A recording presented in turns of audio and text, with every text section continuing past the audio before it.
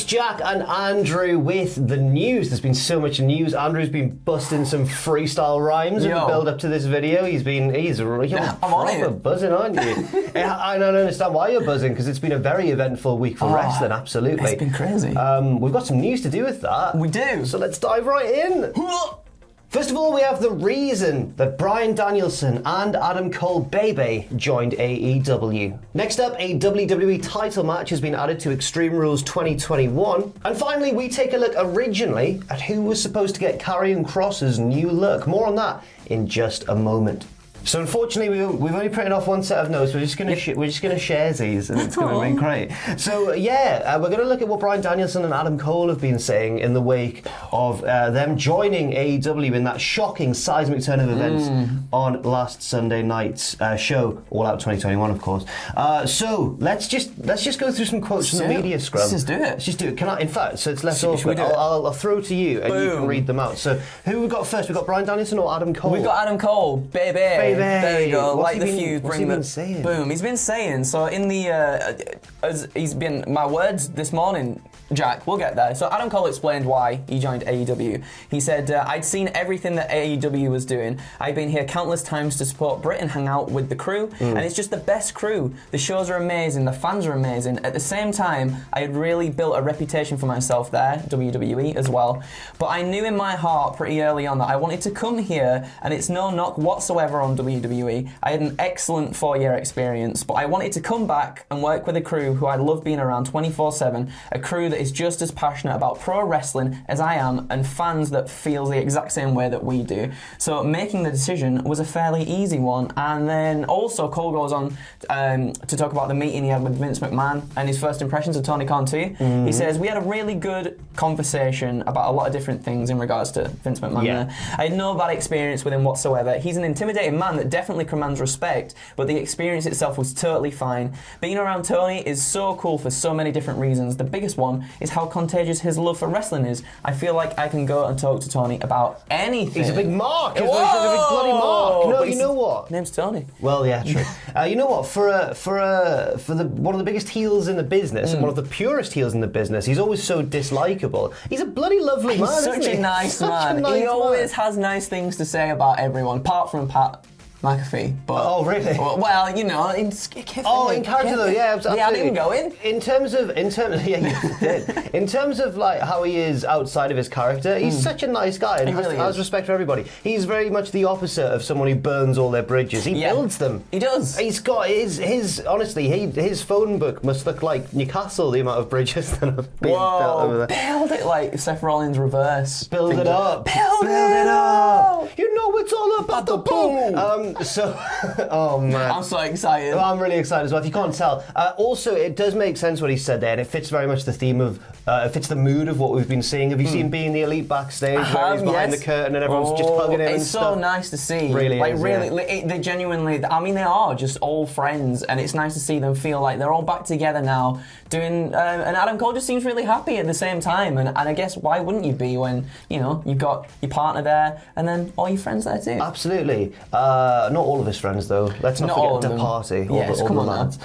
What's Bryan Danielson been saying then? Bryan Danielson has been saying, so this is about his last conversations with the WWE and why he jumped to AEW. He said, WWE was so gracious with me. As far as the offer that they gave me, they were going to let me go and do some other stuff outside of WWE. Vince and I have a great relationship, and I love him, I do. Sometimes he's overprotective of me, and I want to be able to push my limits. That's one of the things that I love about this. Being able to do that here in a safe manner is one of the things that really drew me here. And then later on, Danielson tweeted out, he said, thank you to the men and women who have worked so hard to make AEW what it is today. I'm still buzzing from last night, and that was only possible because of what you built. I am #all elite. Yeah.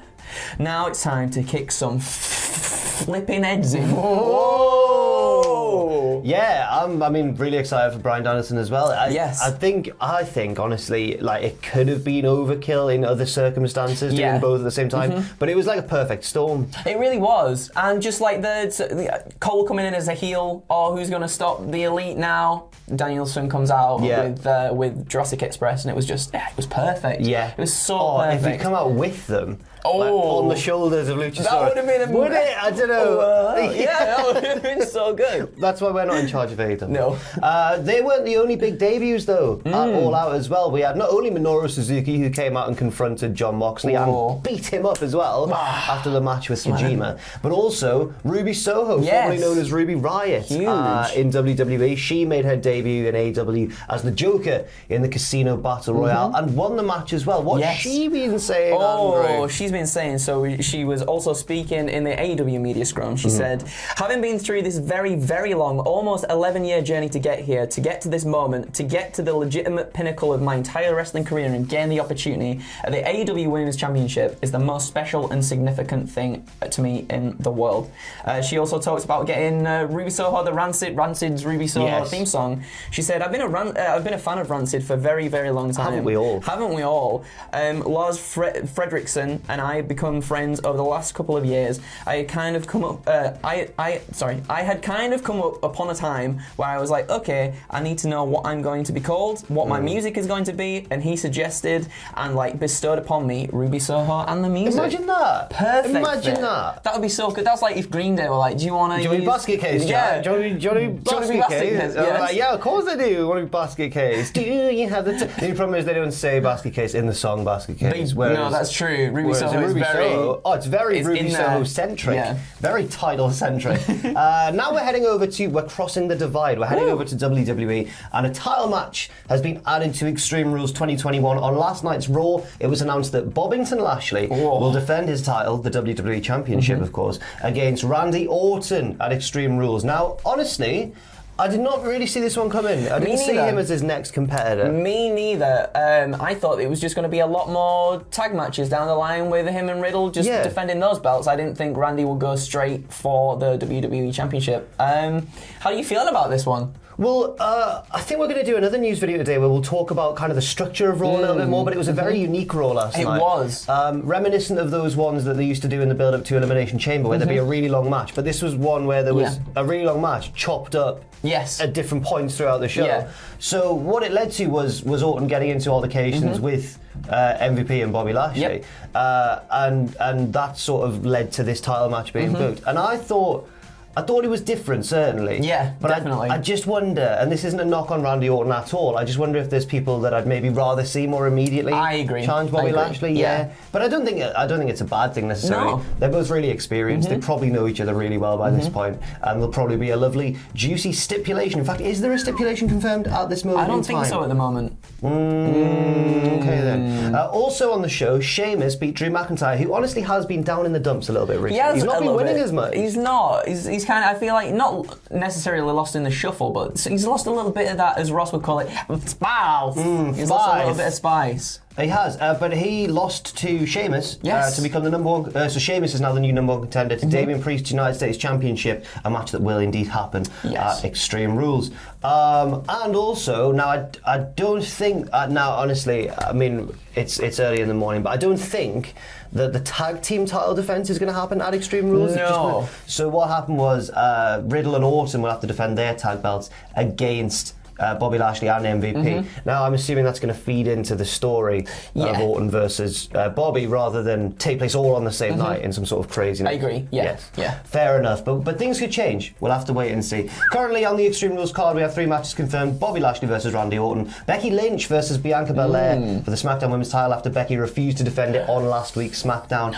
And Damian Priest versus Sheamus. Now, finally, we have to talk about Karrion Kross's new look a little bit more, unfortunately. Now, I feel bad for him. He's a talented boy. He's your boy. Yeah, he's Kross.